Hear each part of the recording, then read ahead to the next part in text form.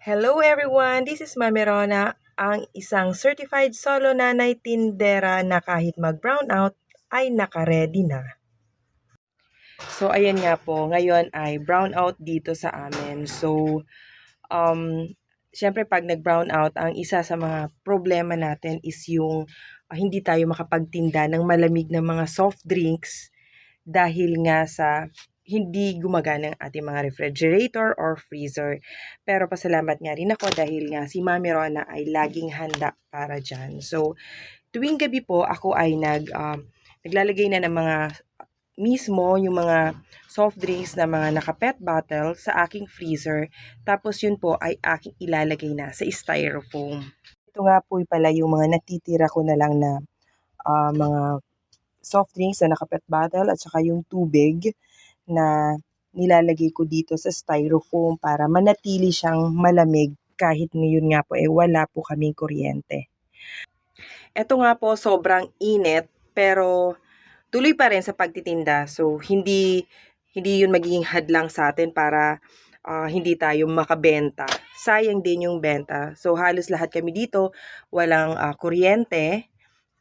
So hihintayin na lang namin. Sana magkakuryente na kasi isa rin na wino-worry ko dito is yung aking ice cream. Yung aking freezer, hindi ko na lang din binubuksan para yung mga ice cream ko ay hindi matunaw. So, yun nga po, after 3 hours, nagkaroon na po kami ng kuryente at syempre, yung mabenta po kanina habang brownout ay yung aking mga yelo. Kahit nga po may tubig pa, ay no choice sila kundi bilhin para makainuman lang daw sila ng malamig. Kasi kailangan nga nila dahil sa init ng panahon, lalong-lalo na po yung mga construction worker. Magre-refill na ulit ako sa aking freezer ng mga nabili kanina para kahit papano mamayang merienda ay maibibenta na naman ako ng mga malalamig na soft drinks. Kanina po, pagbukas ko ng aking freezer, pag-check ko, yung yellow lumaglag na kasi medyo may katagalan din po yung brownout. So, ang ginawa ko po, nilinis ko na yung dalawang freezer na to para kahit papano hindi na po masayang yung oras ko dun sa, kasi di minsan pag defrost tayo, hihintayin pa natin na lumaglag yung mga yellow. So kanina, nalumaglag na siya. So ang ginawa ko na lang, kinuha ko na, tapos nilinis ko na, sabay linis ko na. So ngayong araw na to, naging makabuluhan pa yung pagkakaroon ng medyo mahabang oras ng brownout dahil nalinis ko nga din po yung aking mga freezer, yung freezer nitong yung dalawa kong freezer. Total, naubos rin po pala yung aking yelo. So, pinalitan ko na din. Naglagay na ulit ako ng mga panibagong yelo para bukas, matigas na.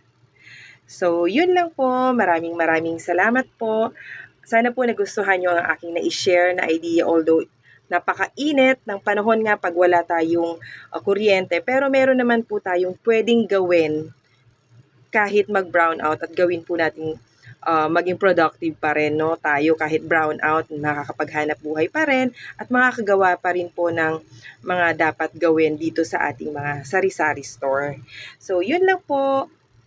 Sana po nagustuhan nyo ang aking video. Kung nagustuhan nyo po, paki-like naman po ito at paki-subscribe naman po sa aking YouTube channel, ang Solo Nanay Tindera. Maraming salamat po. God bless everyone.